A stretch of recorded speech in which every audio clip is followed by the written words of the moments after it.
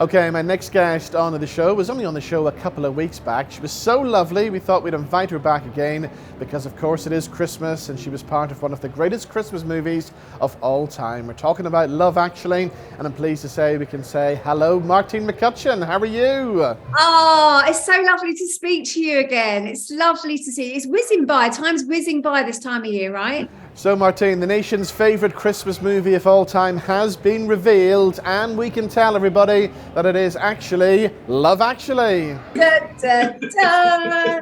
Oh, do you know what? It's something I absolutely do adore. Christmas, genuinely, always have done. Ever since I was a kid, I was called Christmas Fairy because I absolutely loved it. So it's quite apt that the film that I'm involved with, that's become some kind of mad phenomenon, really, that's just snowballed and snowballed over the last 2 decades, is about Christmas and is about love. And it just I think like love is the most kind of closest thing to real life magic that you can have. And I think, you know, at the time when the Twin Towers happened, that's what we were talking about with the adversity. We've had a lot of sadness with the pandemic and lockdown and all of that stuff, and I think people are more grateful than ever, and they're realizing that love and different kinds of love is the glue that kind of brings us back together, and that's why it seems to just keep going. So what are your memories of making the movie then? Were they as good as what we think they probably should have been? Yeah, and more. I mean, honestly, you know, I could say, oh, it was really tricky, but the end result was amazing. But I have to say, the whole experience was just gorgeous. You know, I think because a lot of the stars that I was working with, they'd earned their stripes, they'd won their Oscars or their Emmys or their Tonys, or they were the biggest movie stars around, and there was no ego involved. They wanted you to shine. They wanted you to be the best that you could be, to feel confident. They knew that the people that weren't as known were really nervous to be working with them, myself included. And they just felt like a family, that, you know, they were the best of the best that had your back.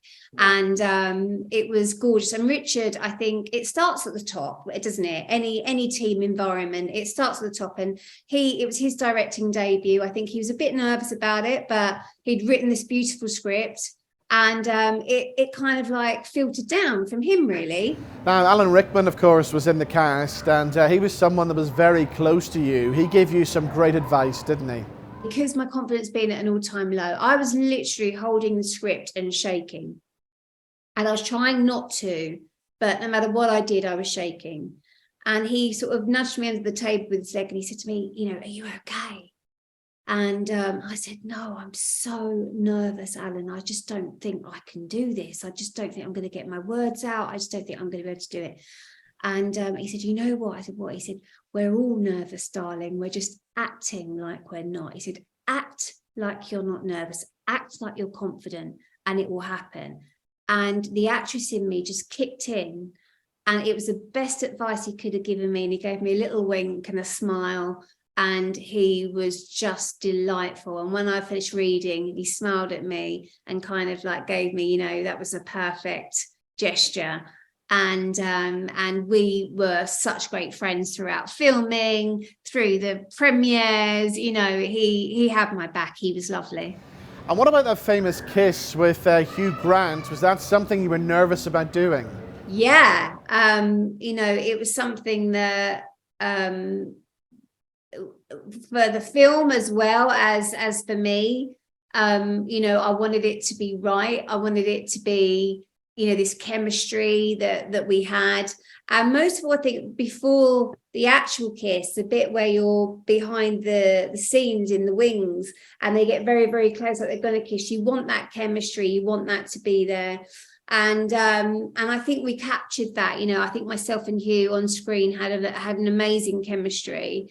And we're so different, you know, and I think that's why it works. We're like yin and yang as people, and background and everything. And what was so lovely was that we had some, you know, extras and supporting actors, but we also had real people. Friends of the cast and crew came to fill out the audience when we filmed it. And Richard filmed the actual reaction. of the first time they saw us kissing, and we kissed and we heard literally gasp going, and that made it feel like that we'd done our job, you know, it worked. And Richard was just like, okay, go for it again, more passion, go for it again, more passion. You've been kind of like wanting to do this, you guys, you've been tiptoeing around each other at work, you know. And he wanted to just have different versions that he could choose that he felt would be right for the film. Now, film and TV seems to bring people together at Christmas. Why do you think that is? I think because a lot of the things that people watch seem to be the same thing, even though there's a more channels than there's ever been before. I think people go back to the things that make them feel good and make them feel comforted.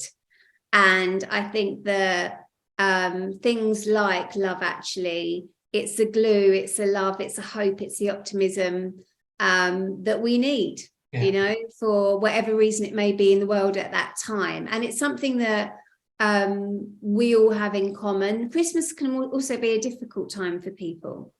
And I think, again, you know, that love and that comfort and the things that we're drawn to watch that either make us laugh or make us, I think love is the closest thing, like I said, to real life magic. And I think that's why people are drawn to the same things over and over and over, and it does unite us, bring us together, and yeah, I think that's why.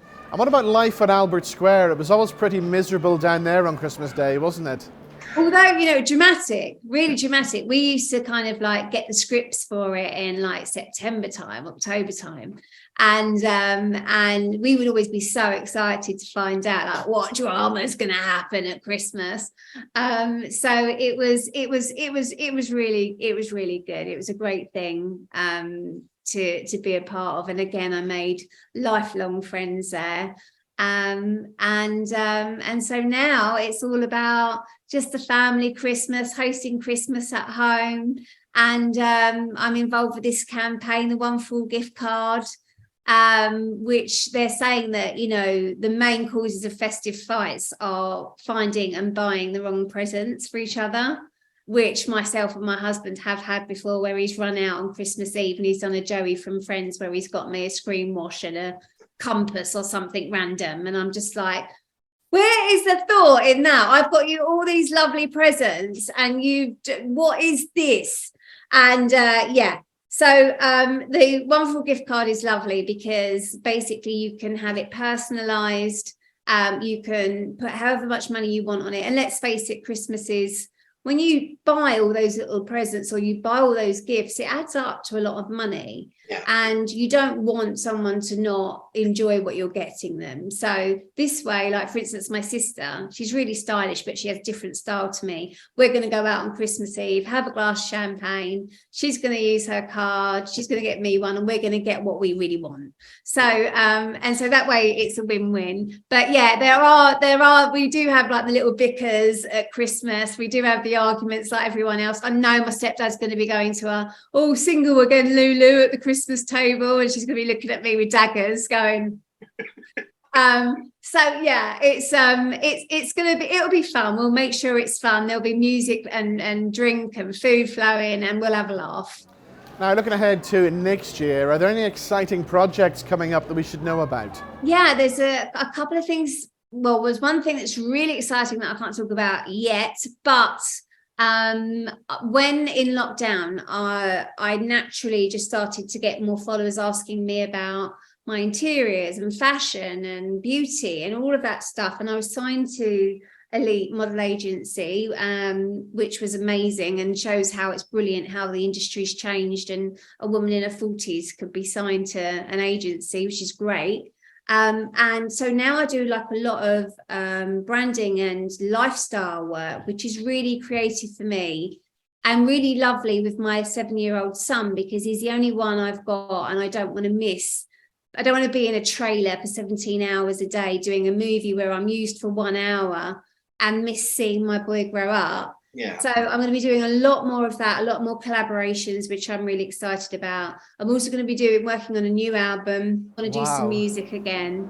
Oh, yes. Really want to sing again. Yeah, just some little bits and bobs TV wise that I'm really excited about. So lots of nice little bits in the pipeline.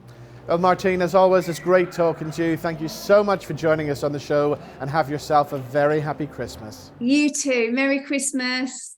Bye-bye.